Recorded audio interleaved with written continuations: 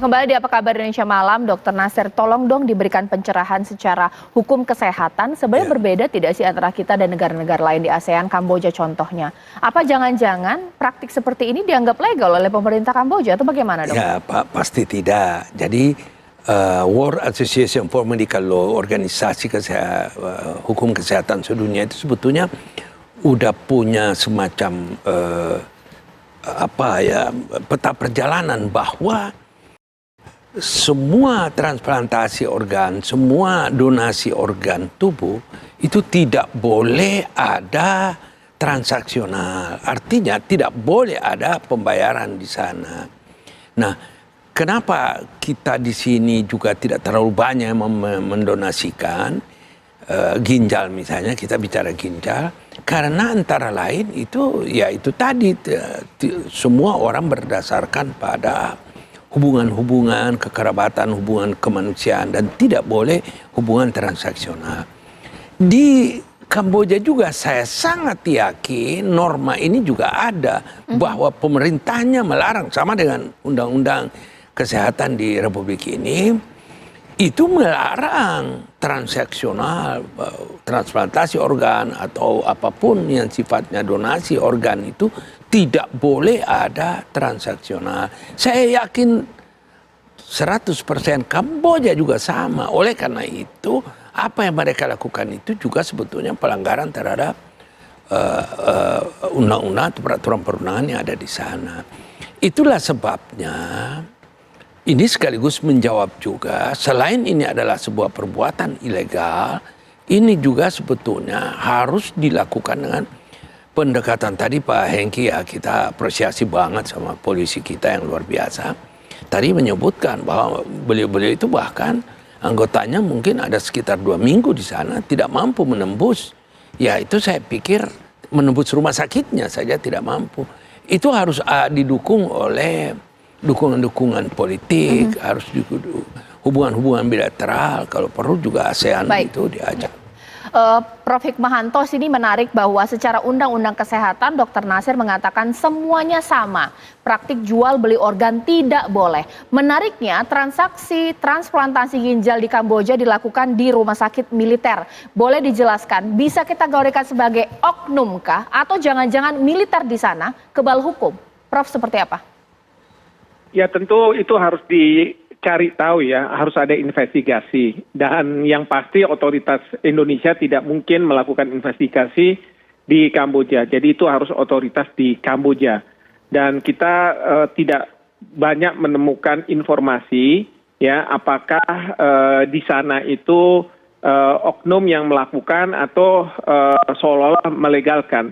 Tetapi yang pasti para sindikat itu akan mencari di negara-negara yang memang mungkin aparat penegak hukumnya tidak tegas, bisa diiming-iming dengan finansial dan lain sebagainya. Itu bisa terjadi karena kita tahu bahwa transplantasi organ termasuk ginjal itu tidak mungkin dilakukan di rumah sakit biasa, lalu tidak ada ahli-ahli medisnya dan lain sebagainya, karena ini sesuatu yang sangat complicated ya, sehingga harus dilakukan itu. Bukannya tidak mungkin kalau sudah sampai satu titik sindikat, bahwa dokter-dokternya pun adalah dokter-dokter yang memang profesional, mereka dibayar mahal gitu ya, dan mau mereka melakukan tindakan seperti itu tidak sesuai dengan sumpah dokter yang pernah diucapkan. Nah ini yang seharusnya tidak dilakukan. Nah tetapi ya itulah yang namanya sindikat, tentu dia akan mencari yang membutuhkan. Yang membutuhkan ini tentu harus membayar dengan biaya yang sangat mahal, lalu kemudian tentu uang ini akan dibagi-bagi dan lain sebagainya sehingga bisa mendapatkan. Dan kalau dulu itu biasanya di dalam satu negara, ya misalnya di Cina itu seringkali terjadi seperti itu. Ada yang rela menjual ginjalnya untuk beli iPhone misalnya. Itu bisa terjadi. Nah, tetapi ini antar negara supaya apa? Karena ini sudah sindikat supaya mereka tidak terjangkau oleh aparat penegak hukum dari suatu negara ketika mereka melakukannya di negara lain. Oleh karena itu, Bapak Presiden sudah menyampaikan kepada kepala pemerintahan, kepala negara di ASEAN, ayo kita sama-sama ini. Karena apa? Indonesia ini sering jadi korban itu. Seperti itu. Baik, Caca. Dokter Nasir, apakah ini memang problemnya adalah supply demand ya, bahwa demandnya paling tinggi? Kalau cari cara yang legal, daftar tunggu panjang, bahkan ada pasien yang harus meninggal duluan karena memang tidak ada dia mendapatkan organ. Ya, celah-celah seperti inilah terjadi di Indonesia. Iya, itu sisi lain. Supply and demand itu kan prinsip-prinsip ekonomi. Tapi kan sebagai sebuah negara taat hukum, negara hukum, harus taat hukum, kita punya aturan, kita punya undang-undang bahwa tidak boleh ada transplantasi, tidak boleh ada pemindahan organ, donor organ dan sebagainya dan sebangsanya itu yang dilakukan atas dasar transaksional, ada pembayaran, itu tidak boleh.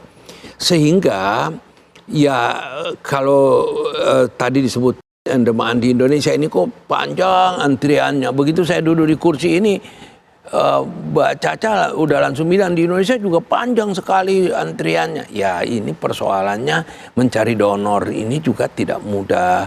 Mungkin sosialisasinya kurang. Harusnya si resipien penerima itu yang diminta mencari orang-orang yang memiliki hubungan baik, hubungan kekerabatan, kemanusiaan.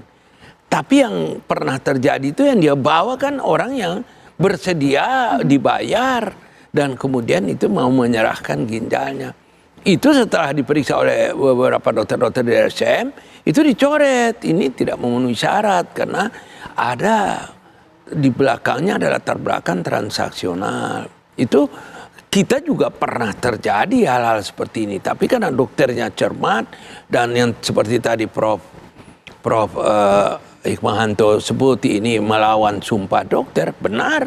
Datang itu ke Bandung, datang itu ke Hasan Sadikin Bandung, datang ke RSCM itu. Bawa itu orang-orang, ini donor kami untuk istri saya. Setelah diwawancarai, ditelusuri, ternyata itu adalah keluarga pembantunya dari Cikalong. Mau dibayar 200 juta oleh dokter RSCM, itu dicoret.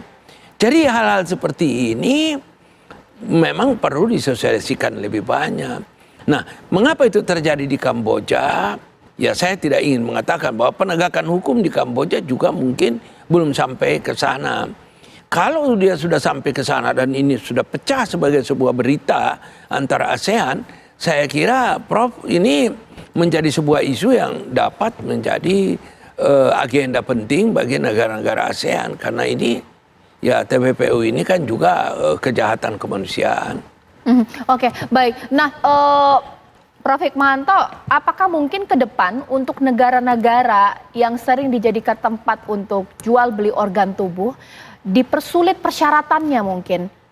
Jadi memang harus ada visa yang memang harus di-screening dulu, dia mau dalam keadaan wisata atau kerja. Karena kan kalau mereka satu kloter, tidak ada tujuan, mungkin ada pemimpinnya, grupnya, ini kan harus dipertanyakan atau bagaimana, Prof? Ya, masalahnya begini, kalau misalnya harus di visa dan lain sebagainya itu kan kita di negara-negara ASEAN punya kesepakatan bahwa tidak berlaku visa untuk tinggal selama 2 minggu untuk wisata dan lain sebagainya, supaya untuk lebih merekatkan masyarakat ASEAN, juga masyarakat ASEAN bisa ikut berwisata dan lain sebagainya. Jadi itu juga agak sulit menurut saya. Memang yang perlu dilakukan adalah kalau misalnya dari pihak imigrasi merasa ada sesuatu yang patut dicurigai, gitu ya, itu harus ditanya. Saya ambil contoh bukan terkait dengan organ ginjal ya, TPPO yang mereka dibawa ke Myanmar, lalu kemudian dibawa ke satu tempat, lalu mereka menggunakan sosial media untuk memeras para pejabat kita mungkin gitu ya. Itu kan satu pesawat langsung terbang gitu kan. Itu harusnya dicurigai, kok ini ada apa ini? Ditanya, mereka ini mau apa tujuan ke sana dan lain sebagainya. Karena itu yang saya katakan, paling hilir yang bisa dilakukan oleh kita. Jadi para aparat imigrasi kita harus langsung cepat gitu ya. Kecuali tadi yang seperti disampaikan oleh Pak Hengki, justru ada oknum pegawai imigrasi yang bermain di situ. Memang kalau udah bicara seperti ini, memang menggiurkan dari sisi uang. Sehingga apa? Dokter sekalipun bisa melepaskan sumpah atau dengan mudah melupakan sumpahnya melakukan tindakan-tindakan seperti ini, gitu yang seharusnya tidak boleh dia lakukan. Demikian juga para oknum penegak hukum, imigrasi dan lain sebagainya yang dengan mudah justru dia diberi insentif dan lain sebagainya untuk meloloskan mereka-mereka ini. Ini yang kita harus juga sampaikan kepada aparat penegak hukum. Intinya adalah sekali lagi saya sampaikan di sini, yang namanya sindikat akan mencari negara yang apakah penegakan hukumnya lemah, apakah tidak ada perjanjian ekstradisi dengan Indonesia, pokoknya macam-macam itu, dan mereka secara sengaja memang menjadikan negara tersebut sebagai tanda kutip markas mereka untuk melakukan ini, dan kemudian nanti yang membutuhkan tinggal datang dan lain sebagainya. Begitu. Mungkin saya ke Dr. Naser, jangan sampai ini pemirsa ya, dialog saya malam hari ini kemudian seakan-akan menginspirasi Anda untuk pergi ke Kamboja menjual ginjal, karena harganya fantastis, 130 juta rupiah satu ginjal. Tapi dokter, perlu juga masyarakat tahu, manusia kalau sudah mendonorkan ginjal yang hidup dengan satu ginjal, apa sih efeknya? Jangan sampai nih masyarakat tergiur nih, lumayan ini saya jual organ saya, seperti apa dokter? Tuhan Allah itu menciptakan dua ginjal, artinya ada keseimbangan terjadi. Keseimbangan ini memelihara dinamika tubuh, memelihara elektrolit tubuh, memelihara segala macam enzim, hormon dan sebagainya yang ada dalam tubuh. Tentu saja kalau dia tinggal satu, tentu saja yang satu ini bekerja ekstra keras menggantikan ginjal lain yang seharusnya ada. Itu pertama. Kalau dia bekerja keras, itu hampir pasti dengan kerja keras ini, apalagi kalau tidak ada perawatan yang baik dan sebagainya, ini hampir pasti akan menyebabkan juga persoalan-persoalan baru di kemudian hari. Terutama kemudahan dalam infeksi dan hal lain adalah fungsi-fungsi ginjal itu kan fungsi detoksikasi, fungsi-fungsi yang ada yang seharusnya dikerjakan oleh dua ginjal, sekarang dikerjakan oleh satu ginjal. Tentu saja itu akan membuat yang ginjal yang satu ini repot dan tentu saja lebih mudah rusak, lebih mudah terancam infeksi dan sebagainya. Jadi artinya keamanan satu ginjal dibandingkan dua ginjal tentu tidak lebih baik. Itu pertama. Yang kedua, ini tentu saja tidak saja dari sisi kesehatan atau tidak saja dari sisi kedokteran. Tapi begini, kalau kita mendonorkan ginjal kita, itu harus melalui sebuah proses seleksi kesehatan yang sangat cermat, yang berlapis-lapis. Nah sekarang kalau itu kejadiannya di sini, proses-proses seleksi kesehatan ini akan dilakukan dengan sangat baik, dengan sangat cermat. Tapi karena ini terjadi di Kamboja dan ada latar belakang transaksional, si dokter, si rumah sakit itu menerima imbalan, jadi dia tidak mempersoalkan lagi orang ini sebetulnya ada Klebsiella, orang ini ada infeksi lain. Udahlah. Tidak penting, tidak berat-berat sekali, diambil aja ginjal orang ini. Artinya proses seleksi itu tidak optimal. Ini saya khawatir akan berdampak pada derajat kesehatan pendonor-pendonor yang tidak proses seleksinya tidak optimal. Baik, Prof Hik, boleh dijelaskan juga ini mengedukasi masyarakat ya, jangan sampai masyarakat tergiur.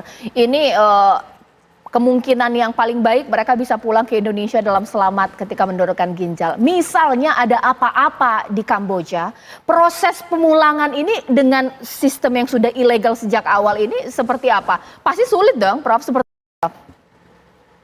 Jadi pertama yang kita harus bedakan antara korban dan pelaku. Ya memang korban mendapatkan insentif finansial untuk sampai ke sana. Tetapi kalau misalnya kedutaan besar kita tentu melakukan perlindungan terhadap warga negara Indonesia, jangan kemudian dimanfaatkan ya sehingga mereka bisa kembali dengan misalnya gratis dan lain sebagainya. Karena apa? Yang mereka lakukan sebenarnya tidak benar, walaupun korban itu mungkin tidak bisa terjerat oleh hukum, ya. Dan kita sering kali lihat tuh di Car Free Day gitu ya, ada orang karena butuh untuk bayar hutang atau misalnya untuk sekolah anaknya, saya bersedia jual ginjal gitu di dadanya gitu kan. Nah ini yang harus diingatkan, jangan sampai kemudian mereka justru yang terjebak untuk pergi ke luar negeri. Nah yang kedua adalah terkait dengan pelaku. Nah kalau pelaku ini yang memang akan sulit, yang pasti kedutaan besar tidak akan melakukan perlindungan. Kalau misalnya kedutaan besar melakukan perlindungan, itu kalau misalnya di proses hukum di Kamboja memang harus memastikan bahwa mereka dapat pengacara dan lain sebagainya. Tetapi bukan berarti bahwa yang bersangkutan ini bisa diminta pulang ke Indonesia dan lain sebagainya. Yang kedua, tentu para pelaku ini harus diekstradisi ke Indonesia untuk bisa diproses hukum di Indonesia. Tetapi yang saya harus ingatkan di sini, para sindikat ini biasanya dia akan melindungi. Lagi-lagi dengan cara apa? Dengan cara kalau misalnya masalah penegakan hukum itu tidak kuat dan lain sebagainya di suatu negara, itu yang bisa dimanfaatkan. Maka para sindikat ini dia sudah memikirkan segala sesuatunya ya untuk memastikan bahwa bisnis mereka ini bisa berjalan dan mereka dapat keuntungan yang sangat besar. Padahal kita tahu seperti Dr. Nasir katakan bahwa kalau misalnya memang manusia bisa hidup dengan satu ginjal, tetapi ada permasalahan-permasalahan yang akan dihadapi. Baik. Tapi kadang-kadang yang namanya manusia dalam situasi kepepet, dia tidak memiliki uang, padahal ada kebutuhan dan lain sebagainya, ya ujung-ujungnya adalah dirinya yang akan dijual, yang dikomersialkan. Inilah yang memulai apa yang kita sebut sebagai human trafficking. Apakah jasa untuk ya katakanlah di bidang hiburan ataupun sekarang ginjal atau misalnya direkrut untuk bekerja menarik minat dari orang-orang pejabat-pejabat di sosial media lalu kemudian melakukan tindakan yang tidak seharusnya terus kemudian peras. Nah itu yang harus ada edukasi kepada masyarakat, kepada kita semua, begitu ya. Baik. Prof. Hikmahanto, terima kasih atas waktunya. Dr. Nasir, terima kasih atas waktunya. Kita tunggu nanti aparat kepolisian mengungkap sindikat ini. Mudah-mudahan jika masih ada korban yang ada di Kamboja bisa pulang dengan selamat pemirsa.